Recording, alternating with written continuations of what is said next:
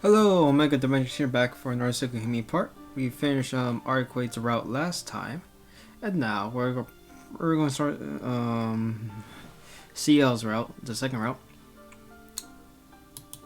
Okay, so we're going to start from the beginning. We're going to skip about just I think the beginning. Then that's probably all I'm going to skip. There. Start from the beginning. You already viewed the scene as you can look at the first part. You want to see that scene because it's basically the same. There's no difference. Just skip. Okay, there's a few minutes. I'm curious how to have a look. I will not skip this one because this is important to the story, and so it will not be skipped. Don't skip. Okay, the source of the noise will soon become apparent as I walk towards the courtyard. A female student is crouching in the middle of the tree-lined path, working with a hammer and nails. I think in the remake, you're going to hear like a bunch of sounds, so that's going to be pretty neat. What is she doing? There are only a few minutes left until homeroom. Maybe she doesn't have a watch. At the moment, that's the best I can come up with. Still, to notice and then just ignore her will be somewhat cruel. I approach her unhurriedly, trying not to surprise her and speak. Yeah, I'm probably going to use that as the thumbnail. This entire thing. Hey, homeroom is starting soon. Huh? The swan girl raises her face. The ribbon on her uniform displays the color of a third year. Though her uniform in the remake is a bit different, so we'll wonder what the conversation will be like. The older son looks at me while holding the hammer. Her gaze, though, through the glasses, is so direct, I feel like I'm being pulled in. Her serious eyes make me want to apologize for bothering her. The split she's facing in the rhyme beyond use. Are the splits like for guardians? Or they're like freaking like those fences? I don't know. It looks like a fence. In my opinion, it looks like a fence. I don't know. I can Google it, but I'm too lazy to do that. Come to think of it, our school year's courtyard is in terrible state of disrepair. The splits are neglected and the flower beds untended. Apparently, the teachers intend for the students to conduct a big cleanup at the end of the year, so the maintenance men have done nothing since summer. Taking the situation with a single glance, the girl with a hammer is repairing the broken down splints, paying no mind to the fact that her tidy uniform is being dirtied. She has sweat on her brow, and it looks like she's been swinging her hammer in a most serious manner. But as far as I know, there's no one in charge of repairing public property at the school. What is it? The older student asks, adjusting her crooked glasses. It's nothing? I was just wondering, what were you doing? As you can see, I am in the middle of fixing the splints. Yeah, I can see that. That's not what I meant. I was wondering, why are you doing something like this? Won't the maintenance people take care anyway? The older student laughs to hide her embarrassment. I'm the kind person who can't stand seeing a mess like this. I just can't leave them alone. It seems as though she's repairing the splints because she just couldn't let them stay that way. What an odd senpai. That's why you're fixing it on your own? If you don't like the mess, why not just avoid coming here? Well, my classroom is over there. Senpai points at the second floor classroom facing the courtyard. My seat is to the window, so it is easy for me to see the courtyard. Well, usually I bear with it, but when I took my seat today, I was surprised to see all the splints in this area were broken. Senpai faces clouded as if to say, "Isn't that terrible?" Apparently, she's upset, although she doesn't look seriously angry. You know what they say, strike while the iron's hot and all. I borrowed the tools from the office and decided to fix them myself. Fix them myself. And so the explanation ends. Making a bow, Senpai returns hammering the nails. Alright, I understand all that. But how about we leave it here for now? Homework is less than 5 minutes, and if it's this bad, won't the school get around fixing it pretty soon? No way! Gripping her hammer as Senpai with glasses shakes her head fiercely. Well, that's an image I can think about. I won't be able to concentrate with a garden like this, even if I go to class. It's just a sound of like nonsense to me. It's just a sound of nonsense to me. And when the teacher would say, "Hey you, what you're staring at?" I'll get yelled at for sure. Senpai continues to grip the hammer while she emphasizes her point. Well, I suppose the teacher will be upset if you kept looking outside. Mine won't. When you're done your work, who gives a shit about you, bitch? He would, wouldn't he? Well, not she. Well, that's interesting. Most teachers are women, so I don't know. That's why I have to do it now. With that, Senpai begins repairs once again, clumsily hammering away. She's obviously not used to using a hammer. Rings at the hammer as it hits the wood. Clank, clank. Yeah. By the looks of it, there isn't just one or two broken splints. I can't begin to guess how long it'll take her to repair all of them on her own. The bell begins to ring. Looks like the first period started. I give up. Considering things have gone to this point, I sit down silently and begin to help repairing the splints. Once I begin to help, I quickly realize the mending them isn't that difficult after all. Although the older student isn't used to making repairs, she's quite skillful anyways. She has already gotten the hang of it, and the work is proceeding at a brisk pace. Senpai movements are quick and sharp, and I enjoy watching her. She really is quite clever. Before I know it, there is only one splint left to repair. 30 minutes have passed. I can't stay here any longer, and only one more will be no problem for Senpai. Well, I'll be going. I stand up and dust my pants. The student with the glasses also stands up and begins to stare at me. Huh? Come to think of it, just who is she? I haven't given any thought because of what I was doing, but when I stopped to consider her, I realized she's quite beautiful. Nah, no fam. I never considered that beautiful. Even without her glasses, she's not really that. Someone this good looking will be known by every male student. They'll be talking about a third-year beauty. I have to go. Don't work too hard, Senpai. She gives an obedient nod, even though she's older than me. It's almost like dealing with someone younger. Thank you for helping me. I'm glad you did. She makes a quick bow. I'll be sure to say hello during lunch. Don't forget to wash your hands, Tono-kun. You too, Senpai. With that, I wave my hand and leave. Wait. Huh?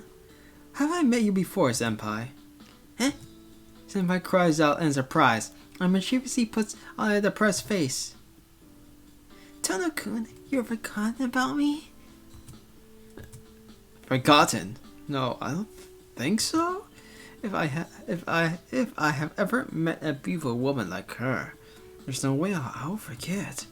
She looks at me reproachfully. Those eyes, I'm sure I'll remember them for somewhere, don't I? Come to think of it, we have exchanged greetings once or twice before, haven't we? Ciel, Senpai, isn't it? I brusquely, I suggest her name. Yes, I'm glad you remember. You seem to tattoo space out and forget Tono-kun.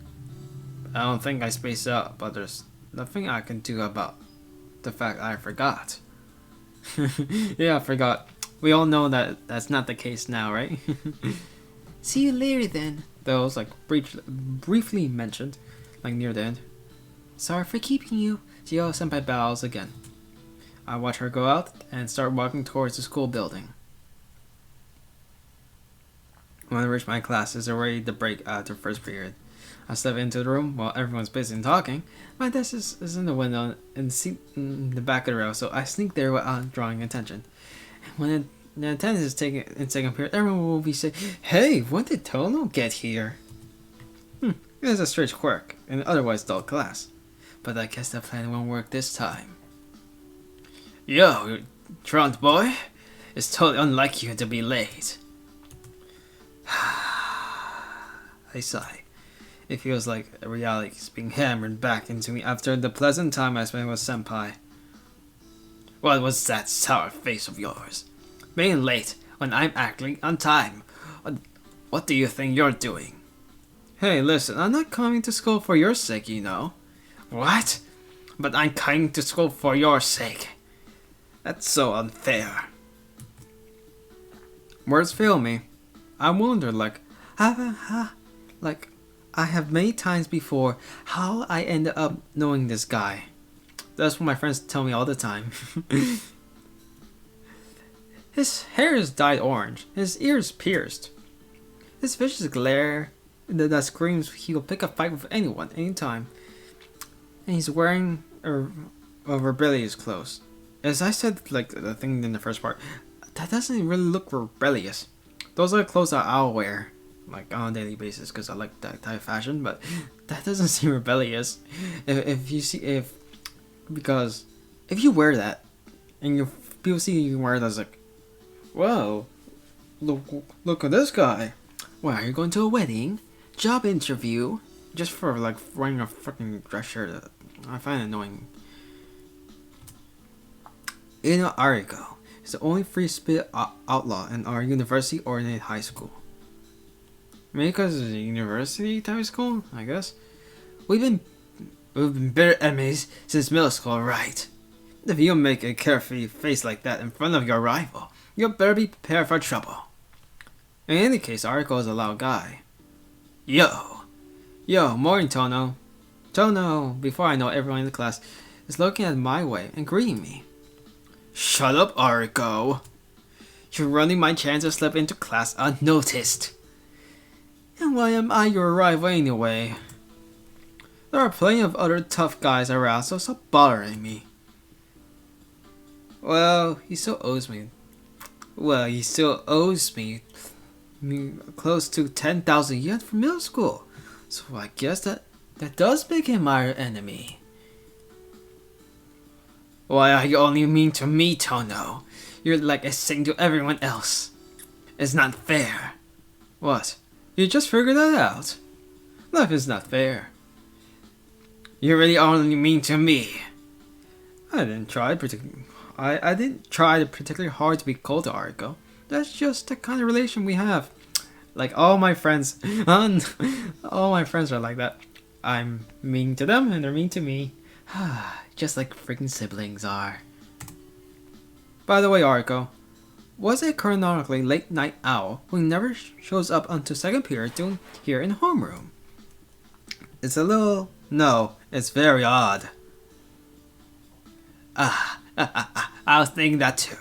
I guess being at school on time isn't just for when I happen to wake up early. Well, I won't comment on your hobbies, but I'm asking is why you woke up early. Why I woke up early? I guess it's because I can't stay out late since all the fuss started, so I actually go to sleep at night now. You heard the stories about those serial killings, haven't you? Serial killings? I see. Come to think of it, I did hear something like that. I feel a tinge of regret at needing Ariko to remind me. For the past 2 or 3 days, I've been debating or not to return to the Tono household, so I completely lost touch with the news. What was that again? They've been giving some really nasty name, like the Frigger serial killings or something. There's more to it. So far, all the victims have been young girls. Because of course they are. It's like friggin' Jack the Ripper or something like that. Though Jack the Ripper was prostitutes. I find that interesting, but I don't know. The 8th victim was only 2 days ago. And to top it all off, they were all... Wait, what happened to them again? Argo tilts his head in contemplation. I am an idiot for asking him. Yeah, I remember now. All the victims had cross-shaped slashes on their throats. Now, Inikun, everyone who was killed lost a lot of blood. Oh yeah, that's what was it. They said it was some kind of modern-day vampire or something. You sure know a lot about this, Umizaka-san? Not really. It's happening in this town, so it's in the news. You remember it if even you didn't want to. I see. I thought it was happening in a neighboring town, but I guess it moved down here. Well, anyway, that's what happened. Even I won't be going to the streets at night with a serial killing walking around. That's why I've been waking up at 7 lately. What? That's it? Having a good reading doesn't make a good story. Where's the fun in that? I sat down with dealing with Ariko. Man, you're cold. What, did your cholesterol anemia already? This morning? I'm alright, thanks for asking. If I wasn't anemic 24 hours a day, I'll be dead by now. Yeah, you're right. If you say you're okay, I guess you're okay. The bell rings while we're talking. The class. Hey class is about to begin. Hurry up and get back to your seats. Yeah, alright. Oh, by the way, we have lunch in the cafeteria instead of all. But by the way, we have lunch in the cafeteria instead of on the roof. I invite a special guest, so look forward to it. With a scheming laugh, Arko returns to his seat. See you later, Tono-kun. Yeah. Sorry for keeping you, Zaka-san. Her light footsteps tap across the floor as she returns to her desk. But it's no mystery to why she joined our conversation. She's just our classmate. If you're saying we like to skip. Okay, don't skip. It's lunchtime. Now then, where should I eat lunch? Okay, eat my class, go to the hallway and think about it. Okay, I did first time, so let's do option 3. Here, I did not see this thing, so don't skip. During lunchtime, the hall is packed. Students head to the cafeteria to their favorite places, lunch's hand. Caught in the flow of people, I contemplate whether I should go to the cafeteria or to the store. I'm someone taking it back at my own leisure. If I have some time to waste, it better go to the cafeteria Arco is. I begin walking towards the cafeteria. On the way there, a familiar face waves and runs towards me. I knew it. Yeah, I knew it. Yeah. Thank goodness. I've been looking for you, Tono-kun. Oh, Seo-senpai. Hello. I feel embarrassed for some reason and return her usual greeting. Yes, hello. Well, we were met once today, so I guess it's not proper to say hello. A small smile floats onto Senpai's face, as if she found something amusing. Yeah, now you mention, I guess you're right. I avert my eyes to give a lukewarm reply, become increasingly embarrassed. I wonder. I should be used to speaking to Senpai like this, but for some reason, I'm getting embarrassed. Tono-kun, do you have some urgent business? You seem a bit unsettled. No, nothing like that. I don't know, but for some reason, her every move feels unfamiliar. I can't calm down. It's nothing. More importantly, Senpai, you said you were looking for me? Do you need me for something? Well, I wanted to thank you for this morning, so I was looking for you. For this morning? You mean the courtyard? Of course. Sorry to ask, but are you going to have lunch? Well, people usually eat lunch at lunchtime. Great. Then we can eat together. I'll treat you as thanks for this morning. Let's go to the cafeteria. Senpai smiles, grabbing my wrist. She starts to walk. It's strange enough for a third-year senpai to walk down the second-year hallway, but this attracts even more attention. The gazes of the students in the hall fall upon senpai and me, and a murmur of conversation starts. Wait, wait just a second. It's alright, but you don't have to. I quickly shake her arm off. I only did what I did on a whim. There's no need for you to thank me. I draw back from senpai and well aware how flustered my face is. There's no need to be so reserved. Work should be rewarded. So please let me treat you. Senpai grabs a hold of my arm again. That's not what I'm talking about. I mean, I just couldn't say that I'm embarrassed to be with her because we stand out too much. Come on.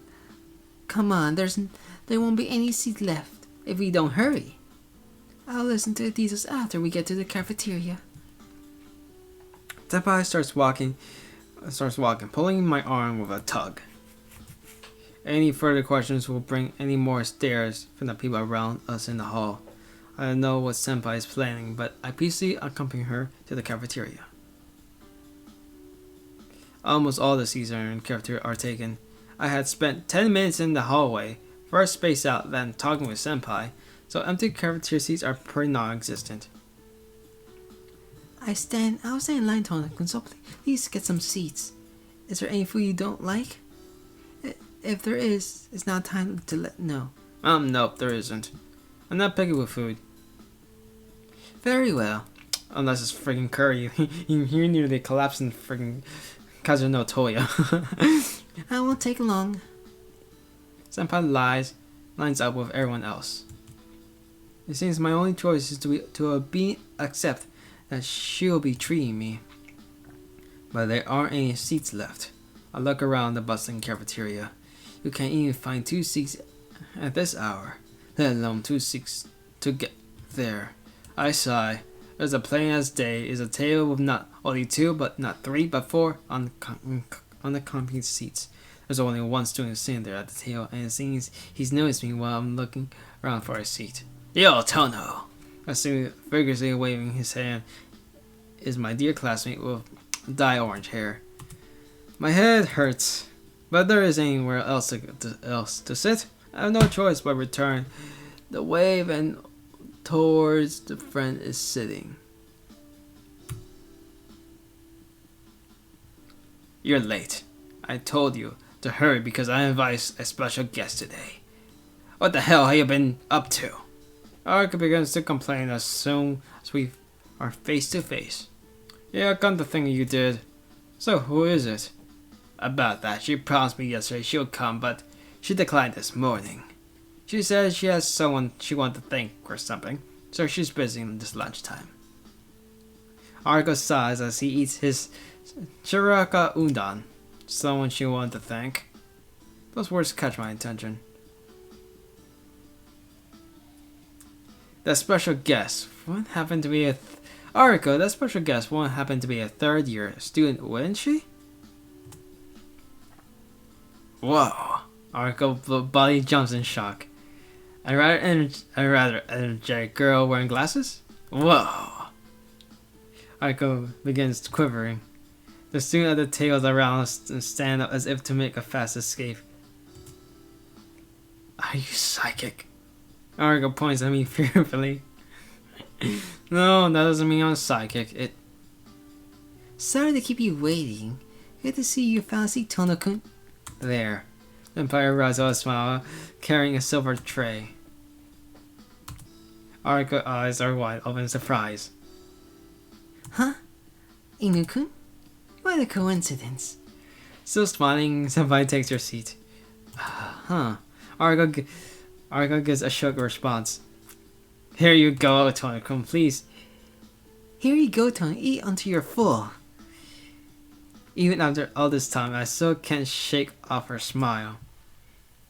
Alright. In that case, thanks for the food. Taking Arco's dumbfounded stare in stride, I sit down. Senpai sits in front of me, while Arco sits beside me. Itamasku. I say it really badly. Putting my hands together with a clap, I look down at the senpai brought. And on the menu is curry rice. Curry rice, curry udon. I don't get it. Senpai. Yes. What is this? What is it, Tono-kun? About this. What's going on? What do you mean? It's lunch, isn't it? What else does it look like? What else do you say, but all I see is curry. Yes, it's curry. Senpai laughs happily. Yes, this was a mistake. The problem is that they all look like curry. There's 3 dishes. Of course. You're a boy, so you eat a lot. I just have one, so please take wherever you like. Ah, okay. In that case, I'll take the curry rice and curry udon. The other choice is hell. Make sure to finish it, Tono-kun. After all, you aren't picky with food, are you? There isn't a shared antagonism in Senpai's smile, nor is there some kind of joke. She truly has a good intentions. Yes, Itamasku. I dig in the curry rice, my spoon, in despair. And then, Tono-kun. From beside me, came the cry of a dead man being reborn. How long are you going to know your dear best friend? Arco elbow sinks into the side of my stomach with a thud. Ina-kun, you know Tono-kun? Do I know him? We've been best friends since middle school. My best friend hits the table with a bang of his for emphasis. Really? The person who helped me this morning was Tono-kun. Oh yeah? If you had told me his name, I would have brought him here. So this guy do something for you? Yes, he helped me fix my splits. Huh? He helped you fit your shin splits? Oh my gosh, I love this. Argo frowns suspiciously. Well, I guess you'll consider helping someone fix their shin splits a bit odd. No, fixing splits. Please don't make me angry when I'm eating. See how Senpai gets angry. She seems to be someone you can never tire of watching. Fixing splits? Ah, the splits in the courtyard. You're at it again? You sure enjoyed that kind of thing, Senpai. But you'll be better off if you gave up. And you kept doing things like that, the teachers would start expecting you to do them. That's alright. I do it because I enjoy it. You shouldn't talk about the teacher like that. Like that though, you know. They really care about the school. I'm finding it difficult to follow their conversation. Senpai, don't tell me you do that that you normally do that sort of thing. Yeah. Didn't you know, Tono? CEO Senpai is so handy that they call the shadow president of the student council. No, I was asking Senpai. Wait, never mind. One is the shadow president. Is she strong? I asked with my eyes. Yeah, responds Ariko with an exaggerated nod. She's quite something, unlike the student council, which is the student council in name only. She's the 3rd year who will solve anything for you if you ask her. Oh, that sounds like I forgot what's that anime, Mako Box something, like this perfect girl who's a part of the student council. Way too perfect. It's funny though. Even got a fan club among the first years. And if something happens, the teachers all rely on her. There isn't a single teacher who complains about what Senpai does. Arco speaks with pride, as if he was actually talking about himself. Wow, see how Senpai sure is amazing. Even the teachers rely on you. I look at Senpai impressed. Ah, yes. Thank you. Senpai turns bright red, embarrassed. Senpai, stirs her curry rice with her spoon. I guess it's to hide her embarrassment, but it reminds me of the enemy. Of the enemy I have to face. Curry rice by myself is fine, but after that, anyways, it's a curry udon. My doctor warned me not to eat too much, but I don't think there's anything else to do in this situation that I can do. So I started to dig in the rice. Having decided to try and finish one dish quickly, I directed all my orientation onto the rice. Meanwhile, Senpai and Ariko began their talking about their homes for some reason. I already know that Ariko does not live with his parents, but it seems Senpai is also living by herself. Apparently, Senpai's apartment is quite close to school. It's roughly between the main street and the park. So Tonokun, where do you live? I suddenly eat my food with Senpai, apparently as she asks a completely unrelated question. Where? What do you ask, Senpai?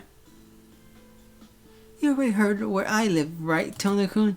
I think it's unfair you don't know. I don't know where your house is.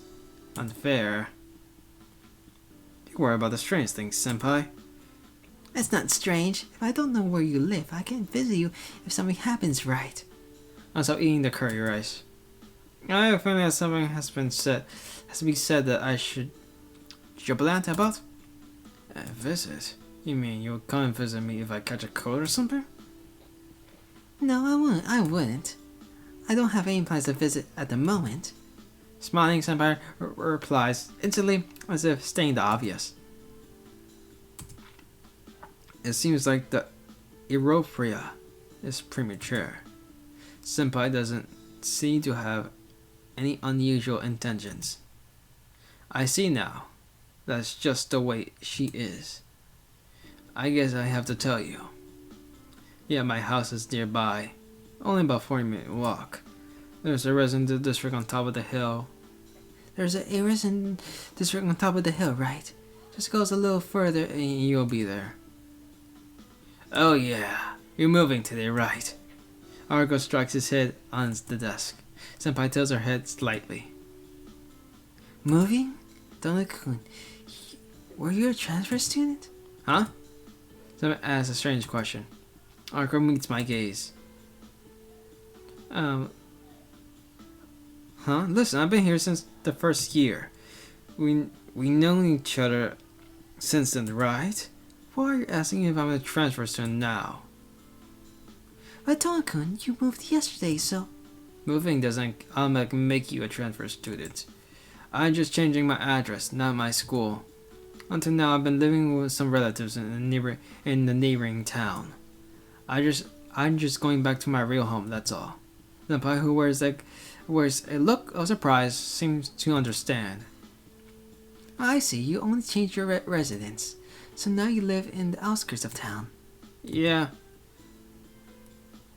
It's that colorful place on top of the hill. I'll be moving there today. Could it be possibly the Tono-san mansion? Somebody asked with some hesitation.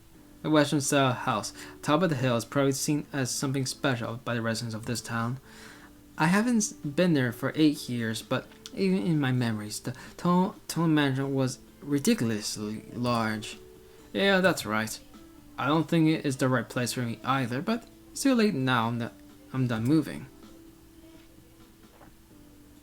You don't seem too happy about it. It's neither good nor bad. I don't quite understand it either. Well, even if it's your house, it's been 8 years, right? I can understand if you're feeling strange. It's probably to feel like someone else's house for a while. I wonder if that's so. I haven't gone back yet, so I don't know. Well, I am very relaxed, since I always got a refuge. Well, I am better relaxed since I always got refuge at your place. Yeah, right. My house is the refuge of yours. When you come home during the holidays, my sister treats you better than me. That's probably only because Arcos has terrible behavior, but I refrain from telling him that in interest of preventing the conversation from getting any worse. To be honest, it's not pleasant to have my home to be raised as topic of a conversation. Well, you two certainly get along well. Well, Senpai peers at Ariko and me. No way. Me and Tono will never help each other, no matter how much trouble we're in. In other words, we're enemies made mano somole. Argo says in a fed up tone. I'm getting pretty fed up myself with foreignisms too. But your relation is so good that Toon-kun has stayed over at your house before, right? Does that mean you get along really well? You're wrong, senpai. That damn Tono's too reserved towards his parents, and he would come over my place every vacation. He reserved towards them because they take care of him. That's why he comes over to my place where we conveniently have an empty room. Since he looks pretty decent, my sister took a liking to him, and he shamelessly comes to stay with us without paying a cent. Arga's face first trembles as if to say unforgivable. Taking care of Tono-kun? Ah. Argo clamps hands over his mouth. Sorry, I should have thought before I spoke. It's okay. You didn't say anything bad. I continue to eat my food while looking at Argo. Really? Yeah, you're right. If you complain about that, you'll be in for some real punishment. Argo nods to himself in agreement. Okay, that's Pricey. His overwhelming optimism is something I truly am envious of. I'm sorry, Tono-kun. Do you not get along with your previous family? No, that's not it. He has no problem with the Aramias. Oh, the Arama family who took care of him. They're really nice people, and from what I can tell, they're really a happy family. Even so, he refused to be their adopted kid, and he escaped to my place every vacation. Sheesh. Just what you're not satisfied with anyway. There was nothing I wasn't satisfied about. It's just that I received so much from them already that I didn't want to be a further burden on them. I finish my rice as I reply. Now, only the curry udons left. It's okay, senpai. Sorry for making you listen for something so boring. Not at all. I'm sorry for asking something so strange. Senpai forces herself to look cheerful. The topic might be fine for a long time, like Ariko, but a complex matter like this will only be troublesome for Senpai. And to prove my point, Senpai sits there uneasily. Senpai, sorry, I got something private to talk with Tono about. Will you mind leaving? Ariko has no problems making such an offensive request. Isn't that phrase a direct way of saying, we don't want you, senpai, get lost. What do you think you're saying? We're going to discuss those things anywhere. And senpai still finished her lunch. Despite all the talking, Ariko senpai was finished her rice anyway. No, I understand. Well then, I'll be leaving. Senpai lowers her head, quickly bows and leaves. Only Ariko and I remain at the table. I sigh. Well, it seems like Senpai was having a hard time too, so it was for the best. But you really were pushing it there, Ariko. Well, it's not like I had a choice. Anyways, I guess I'll take the role of the guy she ends up disliking. Ariko slurps away his shikara udon. It seems it has gone cold while we were talking to senpai. Sorry, you're trying to hit on senpai, but weren't you? Of course. She's probably the #1 girl at our school.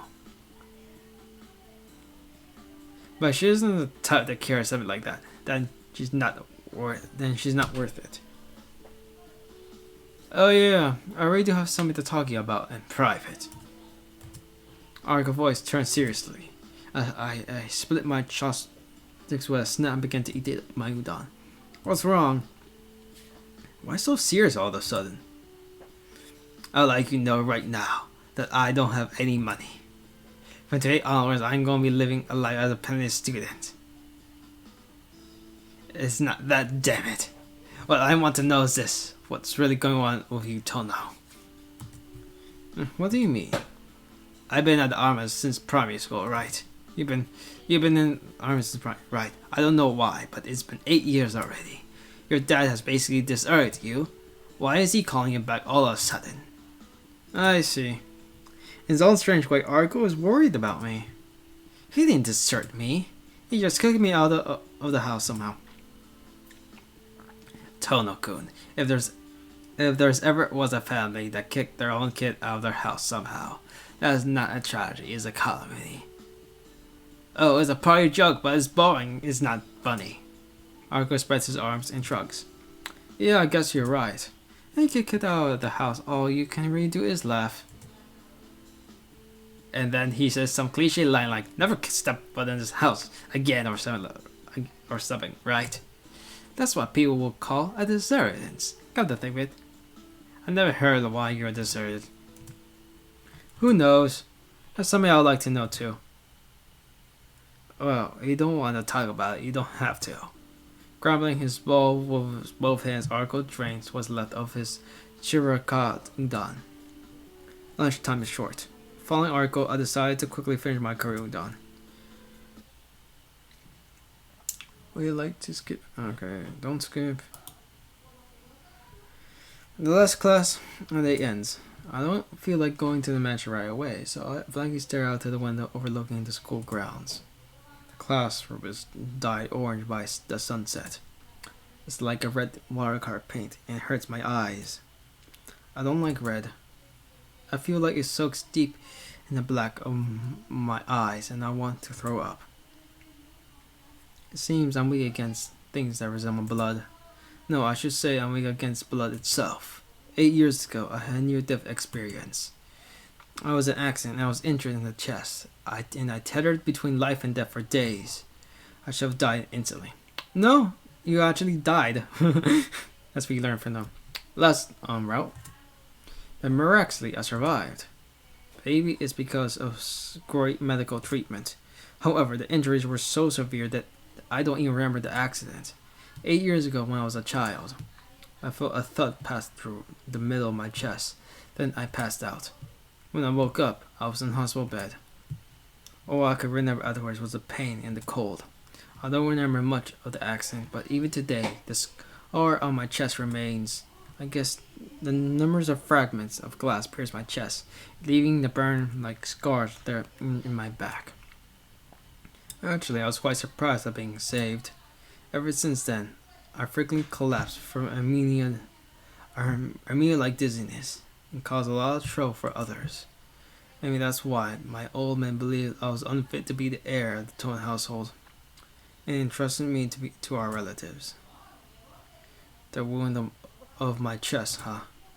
The huge scar in the middle of my chest, hidden from the view of my uniform. Now I think about it, it's after the incident was when I started and get seeing those lines. I'm able to forget them thanks to the glasses that Sensei gave me, but I think I would have completely gone mad if I never met her. Kyoku-san, the person who has been my mother up to now, said when I left the Toon Mansion household wasn't normal. No problem. I'm not a normal person myself. I just need my crooked glasses to pick up my bag. I can't stay in the classroom forever. Now then. Okay, let's stay for the school a little longer. Good thing I remember a few things what to do to activate the routes. At least I remember. I think this is like the... As soon as I step into the hallway, I run to a familiar face. Like, I think, like... There's like... There's only like 2 of them I remember that is a bit difficult to activate. The routes, like I think I used to activate... I don't know, activate CL's route. This is the way I activated last time, so... The other ones are like really easy. You can see them. You will see if you remember correctly. As I step into the hallway, I run to a familiar face. Huh? What's up, senpai? Do you have some business here at the second year classrooms? Yes, business with a second year student to be precise. See how approaches with a smile. Listen, I have some nice snacks here, but no one to talk to. It'll be a waste to eat them all by myself, so I came here to catch an idle-looking person to talk to. Someone to talk to. but there's no one left in the classroom. This classroom. It's the same with other classes too. You don't usually come in second year classroom anyway, do you? You are on the lower floor, right? And if she wants someone to talk to, are there playing any third year classmates she could talk to? She really doesn't need to come all the way up here. Shouldn't you think about asking your third year classmates? Conversation would probably be better. Yes, but today I am in the mood to talk to younger guys. Well, she's into those. Well then. Please don't ask for a reason. It's just on a whim. Well, I won't ask. I probably wouldn't be able to understand even if she told me. Yeah, we know the reason. Senpai smiles as she stares into my face. Are you free right now, Tono-kun? Well, if having nothing to do means I'm free, then I'm definitely free. Senpai grabs a hold of my sleeve. Well then, you are now caught. Let's go to have some tea. Senpai invites me with a smile. There's no reason for me to decline the offer, and besides, it should be fun talking with Senpai. Sure, I'll come along if that's okay with you. Then it's decided. Alright, let's go. Still holding my sleeve, she begins to walk down the hallway with a slight gait. Wow. Well, we got a new picture. We're going to get our school has a room like this? Could it be for the tea ceremony club? Yes, it's a tea ceremony club's room for now. It seems like it hasn't been used until I came though. Senpai steps onto the tatami mat and starts preparations with rattling noise. A club room, huh? If that's the case, won't the other club members be coming? It's bad for an outsider like me to be here, right, Senpai? It's okay. It may be the tea ceremony club, but there aren't any other members except for me. Thanks to that, I can use it freely during break time and after school.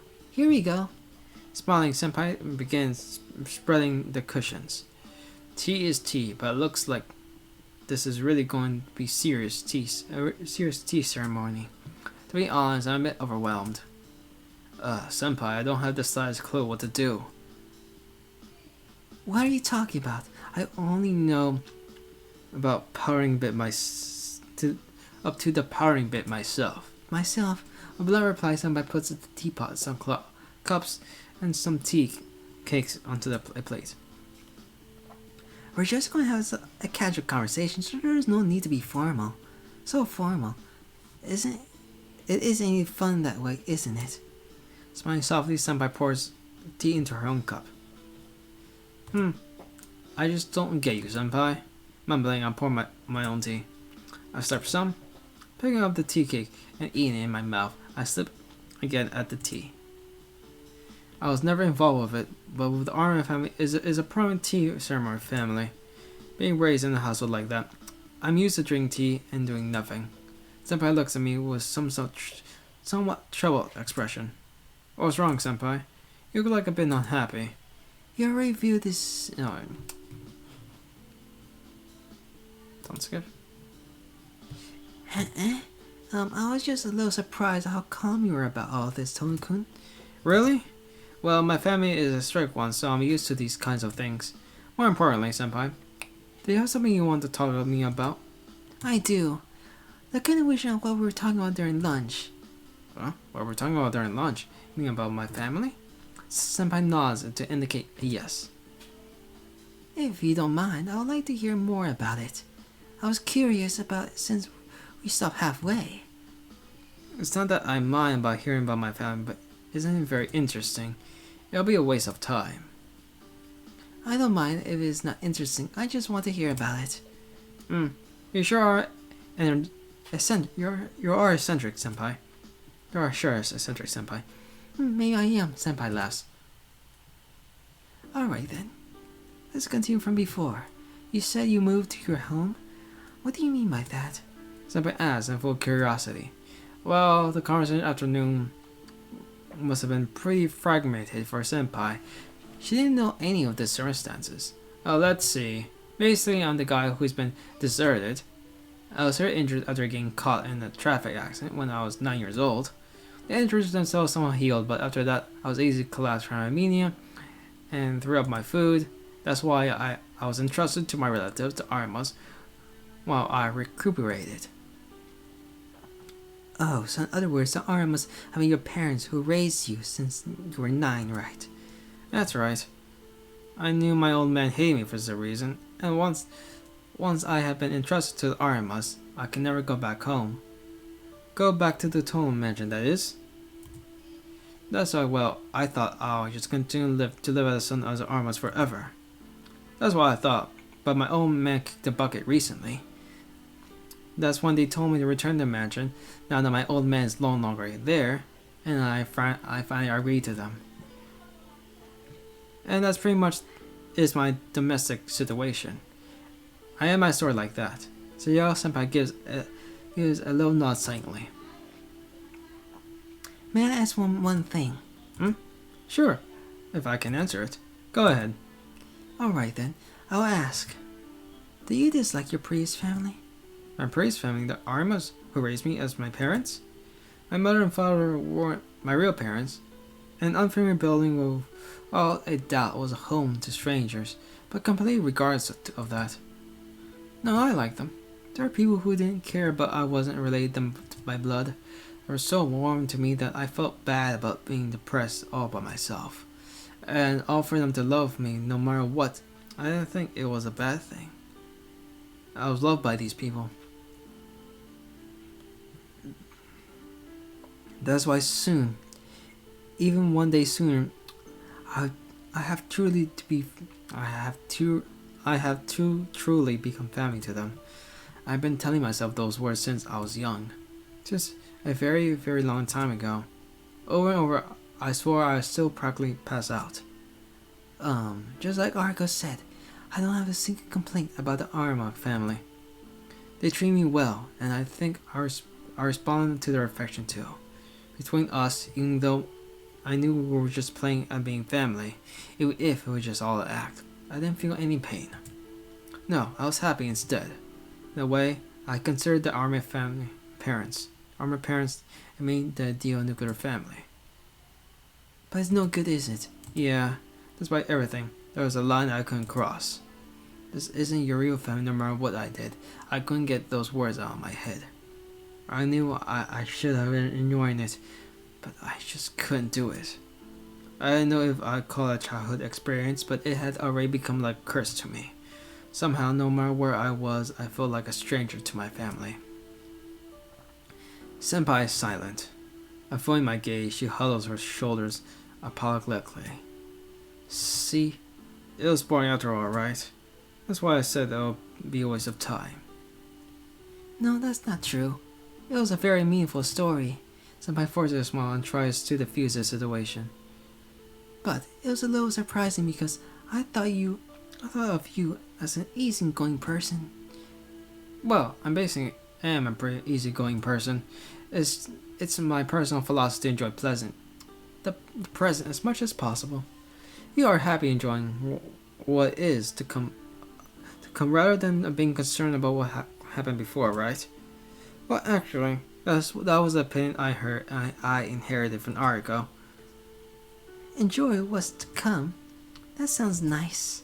Somebody sips her tea with a very gentle smile. I follow somebody's example and place my lips on the cup. With a slurp, the bitter tea washes down my throat with a tint of sweetness. Scene we'd like to skip it. I haven't seen this thing on though, this is like a free download thing. Oh, this one, yeah. I walk down along a different path than the one I usually take. Passing through unfamiliar streets, I slowly approach the Toy Mansion. The surroundings are not completely unfamiliar. After all, I have lived here until I was 9 years old. 8 years ago. This is not the first time I've taken this path back to the mansion. My feelings are a little complex. The path home is nostalgic, yet fresh. Up to just now, I have not looked forward to returning to the Tone household. Now it doesn't seem so bad. The house I live until now is 9 years old. Right now, my sister Aika is the one that utterly un-Japanese Western style mansion. Tone Makasa, my old man who hated me, and the master of the Tone household died a few days ago. My mother died from illness when after Aiko was born, so the Tones had dwindled down to me and my sister. Being the eldest son, you would think I'll stand out and become the Tone heir, but I have no such privilege. To be honest, the Tone heir means being bound by strict upbringing. I have lost count of the number of times my father has scolded me over my dislike not being able to live freely. That's when I got involved in the accident and my body became weakened. My father saw it as a good opportunity to get rid of me. His reasoning was something along the lines of someone who could die at any moment cannot become the heir, even if he's the eldest son. Sadly for my father, I betrayed his expectations by making a recovery, but my sister Aika was already deemed to be the heir of the Tone household. We all know that's a lie. I mean, he was going to be the heir. He wasn't. It was little Shiki. And so I heard that Aika, who was already being raised harshly in order to become a proper daughter of the Tone household, received even harsher upbringing since then. That was a long time ago. I played together with Aika in the mansion, back before the accident. After that, I never saw her again. The life in the mansion I spent 8 years ago. These 8 years were long. My memories of that time had largely faded. But in spite of that, there's one thing even now that continues to burn strongly within my heart, that is. Okay, if we click again the first one, about my little sister Aika. Your review of the scene, we like to skip. I'll skip this one, because this one is not really important to the story, so I'll probably skip it. And this one. During takes place being face to face. I guess it's natural for the Hyusinku Haku that eat with us. Tends to our needs. I thought it would be natural as if 4 of us there, so you can say I'm a bit caught off guard. Tense dinner.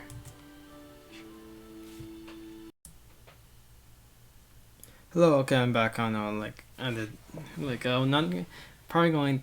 That was a mistake, so I did. So I just went back and did a few things. Okay, perhaps my acceptance to return to the mansion is an apology to Aika. The Tone mansion is unnecessarily big. Surrounded by iron railings, you can say that the entire lot is abnormally expansive, being so large that a whole elementary school can fit inside. A garden surrounded by trees is more like a forest. The mansion at heart is that of the forest, and there are other few buildings to separate from it. I don't think anything of it. Well, I didn't think anything of it when I was a child. But now I have lived in an ordinary household for 8 years. The expansive size feels almost criminal. The gates are unlocked. I'll push them open and head towards the mansion doors. They tower oppressively, bearing down any visitors. Besides the iron double doors is an unmatching doorbell. Alright. Shaking out my nervously, I press it. There isn't any affection ding-dong chime from the doorbell. The oppressive silence continues for a few seconds. Then the sound of pattering footsteps behind the door indicates someone's presence. We have been waiting for you. The door opens with a creak. Inside the layout of the lobby, I remember a young girl in the apron. Thank goodness. You're so late. I was beginning to worry that you have gone lost. I was thinking about going to meet you if you had arrived by sunset. The girl in Anaric. Oh my god. Anarictossic apron smiles warmly. Archaically. Wait. Characteristic apron. Okay. No, that's I'm so taken back by her outdated mode of dress that I can't even form a proper sentence. Perhaps attributing my hesitance to distract the girl tilts her head a little. You're Shigi-sama, aren't you? Yeah, but you don't have to call me Sama. You're... You are, right? Oh, please. Oh, you are. Oh, please don't scare me like that. I was beginning to think I made a mistake back there. The girl manners are like those of a mother scolding her child. But in spite of that, there's a smile on her face and it doesn't break the warm feeling about her. She wears an apron over her kimono. She comes out to greet the guests and address someone like me with Sama. This must mean she's... Oh, you're one of the maids here, by any chance? The girl answers my question as nothing but a smile. Come, you must be tired. Please, come in. I guess Sama is waiting for you in the sitting room. The girl quickly crosses the lobby, heading towards the sitting room. Turning back as she remembers something, she makes a bow, full smile on her face. Welcome home, Shigi-sama. Her greeting is accompanied by her flower-like smile. I can't think any reply, so I just follow her hesitantly.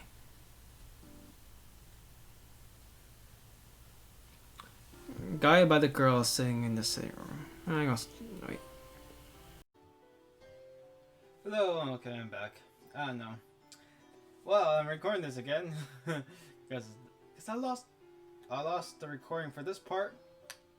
I don't know why, but I kind of lost it. It's a bit pain in the ass, so I'm recording the last section of this recording because I was about to upload it, and it seems like I lost it. It's more complicated with that, but that's basically the point. Okay, now let's resume. And by the meantime, I also got like a pop filter, so it's interesting. So the future videos, you won't get a pop filter until one of the later routes. So let's say that. Guided by a girl, I head to the sitting room. It's as if I'm seeing it for the first time. I don't know if I've forgotten about it in the last 8 years. 8 years, or they have refurbished it since then. And then you change the mouse because actually it's not mouse because the battery died. I'm not forgotten about years, or they refurbished it since then. Just closer. Either way, it feels like someone else's house now, and is unsettling. As I'm looking around the sitting room, the maid in the apron lowers her head in a quick bow. Gosh, words, you know. I brought Shigi-sama with me. Well done. You may return to the kitchen, Kohaku. Thank you. It seems the maid's name is Kohaku. Kohaku's son gives a small bow as if to say farewell and leaves the sitting room. And leaves me and two girls I don't recognize.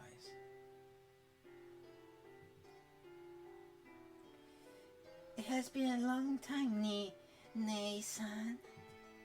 Says the girl with the long black hair and sharp eyes. I don't know if it's Nei-san or Ni-san.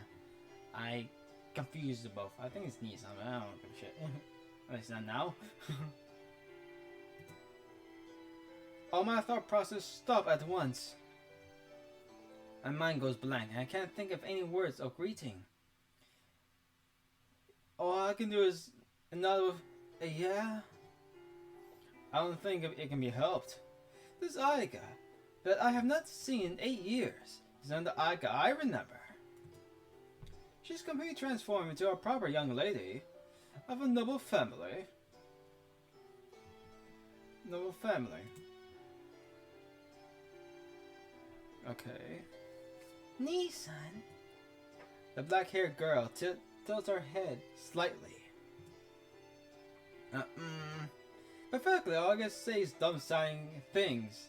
My mind is turning in somersaults as I try to recognize the girl before me as Aika.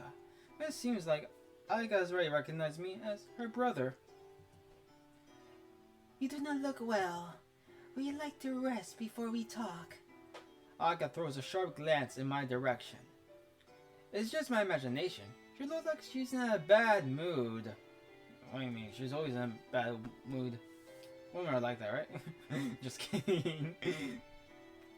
No, I'm alright. I was just surprised at how much you've changed, Aika. People do change over the course of 8 years, niece.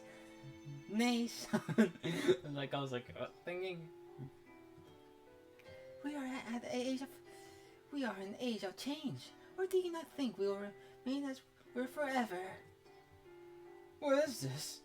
I can feel the thorns in Aika's words. No, you're definitely changed, Aika. You have become more beautiful than ever before. What are you talking about? She's always been beautiful. No, oh yeah, she's been beautiful. I don't know, she's like a waifu to me, so I don't know. This isn't flattery. It's how I really feel. And Indeed. But you, on the other hand, have not changed much at all. Aika answers coldly, her eyes closed. Well, I can prepare for something like this. It is as I thought. I had thought. It seems Aika does not think well of me. If you're feeling well, let's finish our conversation. You have yet to hear the details of why you were called back here, Nissan. Yeah, we'll see Nissan. No, I don't give a shit. I've heard nothing more than... I have heard nothing more than son, come back to the mansion. Though I found that the old man passed away on the papers. If the head of a major company dies, it definitely makes it on the financial papers. Word on telling Makazu's death reached his son, Tomoshiki, filed a newspaper after the funeral. Even though his relatives haven't told him, this disinherited son got pick up the news about his father death merely by 100 newspaper. It might be cynical for me. I don't know who's talking that. It always confused me. Even now, like, it still confuses me who is talking, who's not. It might be cynical for me to say so, but the world has certainly become a convenient place. I'm sorry. It was my fault that you didn't get the news of my father. Aika quickly lowers her head. It's alright. Either way, it's not like you'll come back from the dead if I went. Well, that's a thought. And not uncommon for this story, isn't it? It's not something you should be worried about. I am sorry. It's somewhat comforting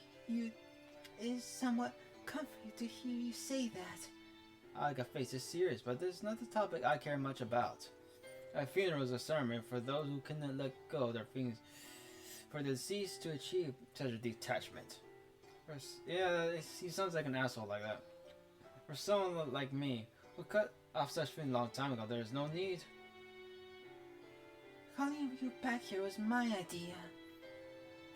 It would be odd for the eldest son of the Tones to be entrusted to the Armas forever.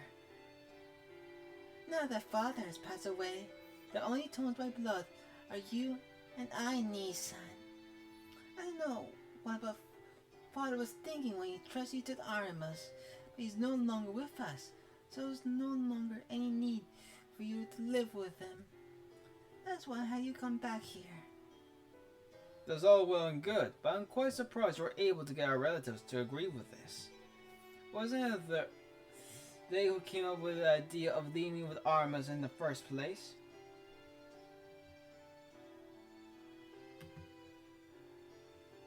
I just want to check something.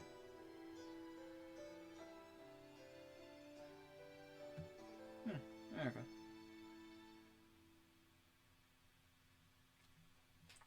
Anywho, I was just checking something. Okay. In the first place? That may be so, but now I am the head of the Tono family. I declined every one of their proposals from our relatives. I'd like you to continue living here, Nay-san. I keep switching, gosh. But this place is a place with rules. You will avoid living the overcrowded lifestyle you've been leading up until now. I'm afraid that isn't going to happen, Aika. There's no way I can go back to living somewhere just for now. No, not that I want to. I will not ask any more of you, but do try. Or are you saying you are unable to do what I already have?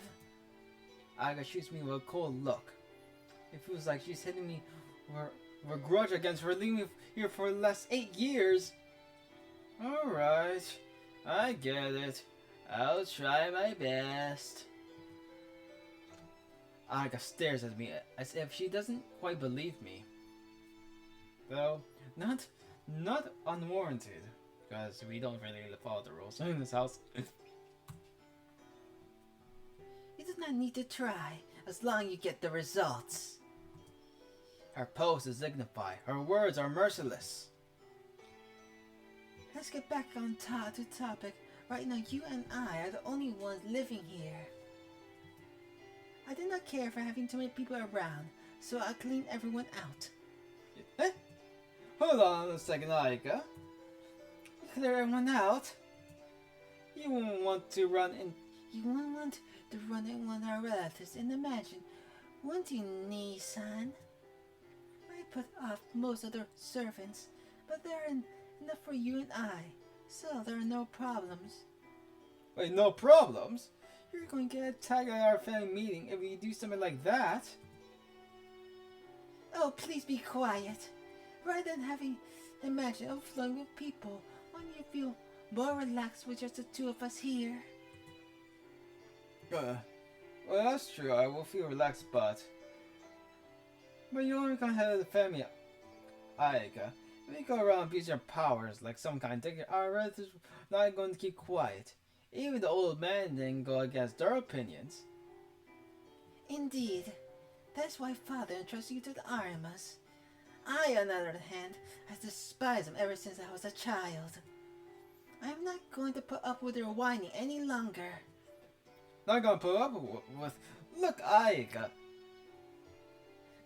Enough. Just listen. You don't have to worry about me.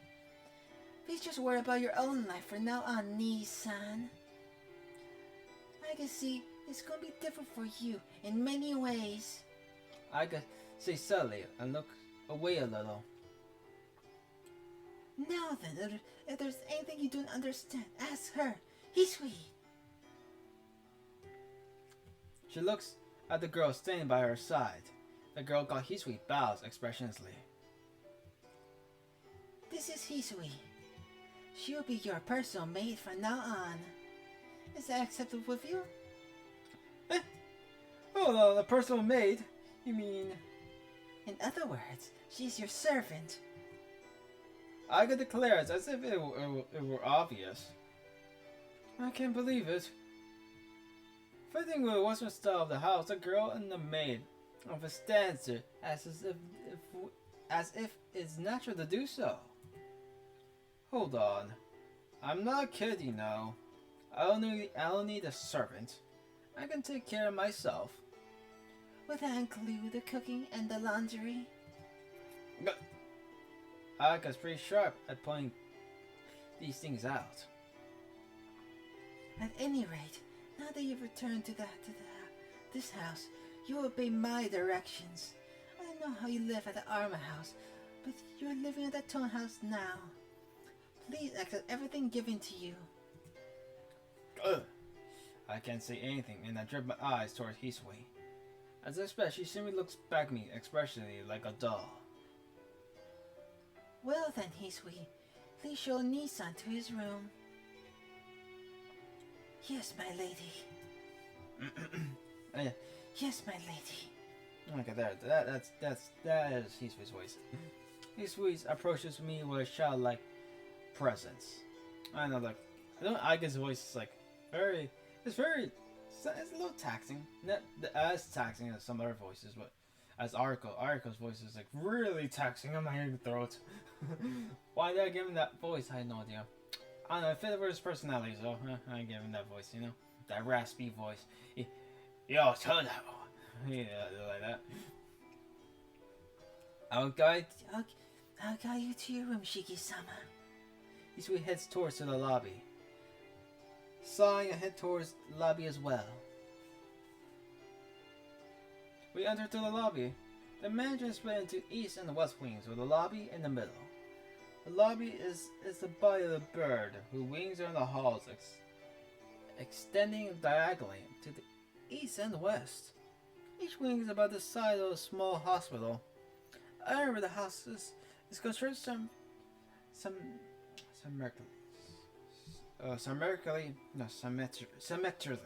symmetrically, so both the east and west wings have the same floor plan. This entire game is me trying to pronounce words. That's basically like the entire game is me trying to pronounce words. Your room is this way, Shiki-sama. Isui climbs up a flight of stairs. It seems like my room is on the second floor. Come to think of it, the summer rooms should be on the first floor of the west wing, so that's probably where Hisui and Kohaga's silent rooms are. Outside, the sun is already set.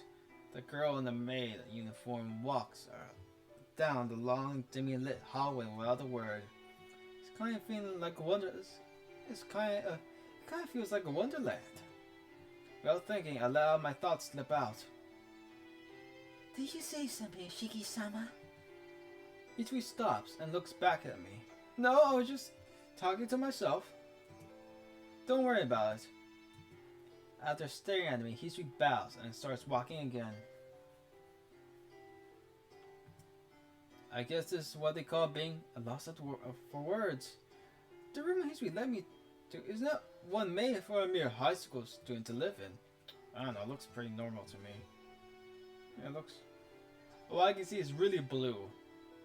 I think the entire game is really blue if I really think about it. It's like, gosh, it's like, this entire game is really blue. Like, I think in the remake, I think I saw like pictures and stuff. It's not as blue. That's nice. Though there's a loss of feeling when you lose the blueness. Okay. Is this my room? Yes. If you are displeased with it, I can arrange a different one for you. No, there's no way I can be displeased with it. It's just a little, no, really too fancy for me. And I don't know how that looks fancy to you. It looks pretty normal to me. I don't know. I don't know how the room looks in the remake. I don't remember. I don't know if they released it. I think they did. I'll check it out. I'll check it out after finish recording this. See how it looks. Shiki-sama? It's fine. I'm glad you used this room. Yes. This room has not been touched since 8 years ago, so I do not believe you'll find anything unsatisfactory with it.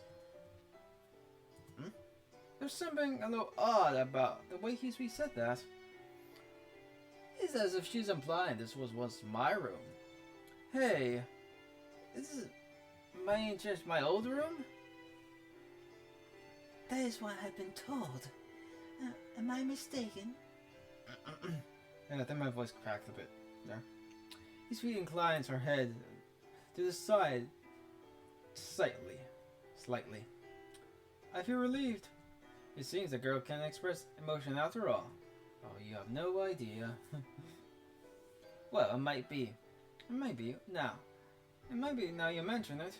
I do remember faintly, so it might be so. I can't feel any sense of familiarity about this place at all, but I guess that's what it's like after you leave this place for 8 years. I can get settled here, though. No, I'm living in a 6.5 size room I was living into a 6.5 mat size room until this morning. The tiny mats? Is that what you're saying? I don't know. I can picture Shiki sleeping in the tiny mat room. I think that's what he's talking about. Because I have no idea what else. Because I remember he said like his parents like are very strict with tea ceremony and shit, and so I remember saying that. So I think he's living in the tiny room. I have no freaking idea. It's like I'm staying in some high-class hotel. I understand how you feel, but please try to get used to it. For now, today onwards, you are the eldest son of the Ton House Shigi-sama.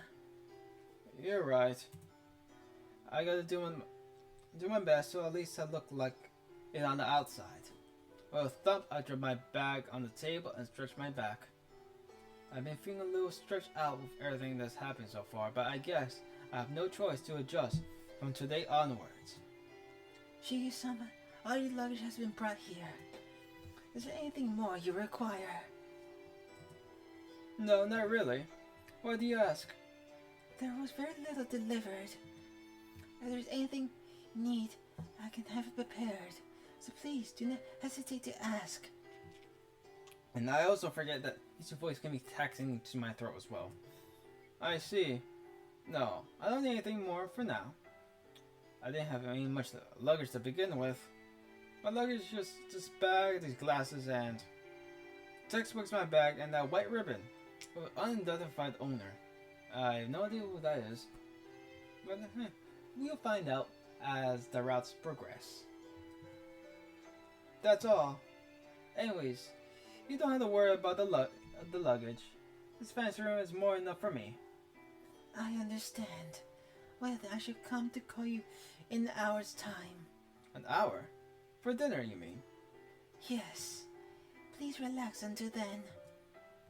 As expected, he says everything with an expression in his face. That's why I give her a high whisper voice. But even if she tells me to relax, just how am I going to do that here? Clock says it's 6 o'clock. Usually I'll be watching TV in the sitting room around this time. I have serious doubts as to whether there's any such thing in this mansion. Hey, sweetie. I know it's a kind of trivial thing to ask, but is there a television in this mansion? A television? His eyes narrow slightly. I know I'm the one who asked, but it is a really stupid question. I feel there's something wrong with asking about the presence of a TV in a luxurious mansion like this. She makes a rare troll face and stares off to space. There is no television in the sitting room. Some of the visitors did make use of one, but they departed. They packed it up with the luggage and took it back with them. So I do not believe there are any remaining. Hold on. Visitors? Like who? For how long? Relatives. The eldest son of the Kuinami-sama, from a branch of the family. Toyosaki-sama's third daughter and her fiancé. And Kishi-sama's eldest son came to stay for close up for the 3 years. Yep. Yeah, the freeloaders, right? 3 years, huh? Easy, that's not what you call... That's what you call freeloaders and not visitors. See? So yeah, freeloaders. Right there. Cause... I don't know, I heard like... 2 times already? Hisui does not reply. No matter what kind of people these freeloaders were, it seems that servants can't say anything bad about them. Well, at any rate, it seems like those relatives are brought and taken back to their own luggage with them.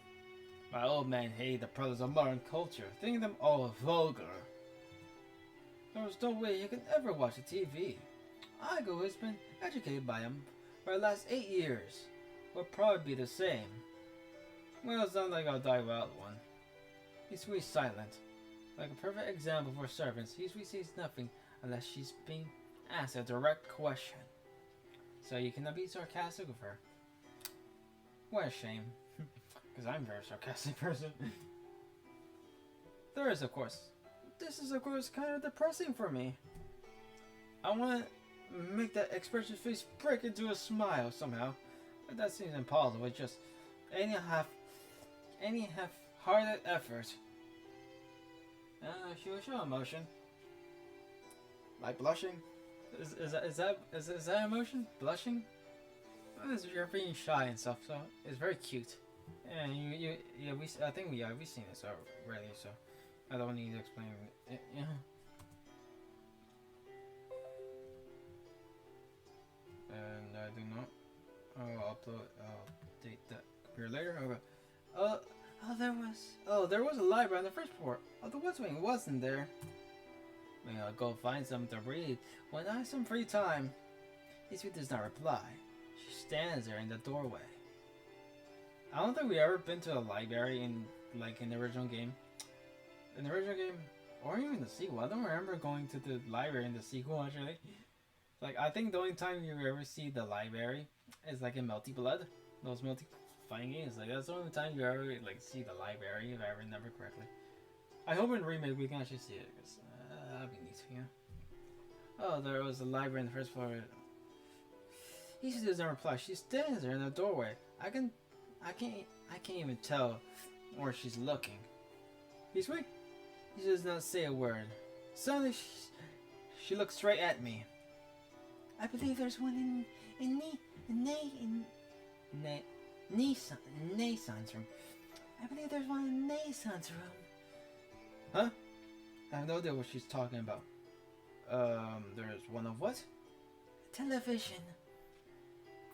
I was seeing one in Nissan's room. He just says as if remembering something from many years ago. Hold on. Nei-san. Don't tell me you're talking about Kage-san. Yes. Right now, the only people working in the mansion are Nei-san and I. Now that you mentioned, they do look alike. Yeah. I don't know. I think you would tell me your life. I think. I just gonna connect them as sisters because Kage-san is always smiling so warmly, and Hisui is always expressionless. I see. Kage-san does look the type of person who watched those variety shows. No, she looks more the type that watch those freaking soap operas or freaking something, or you know, those like a bunch of infomercials about technology. It's like, buy now. Or like reviewing all these technologies. If you don't understand those references, or I just get, just play Melty Blood or read the Melty Blood mangas, because it isn't. You understand it. You understand when you get there, you know. But I balk going to Kaku-san's room to tell her, let me watch your TV. Sorry, forget I ever asked. After all, I'll be living here for now, and so I gotta follow the rules of the mansion.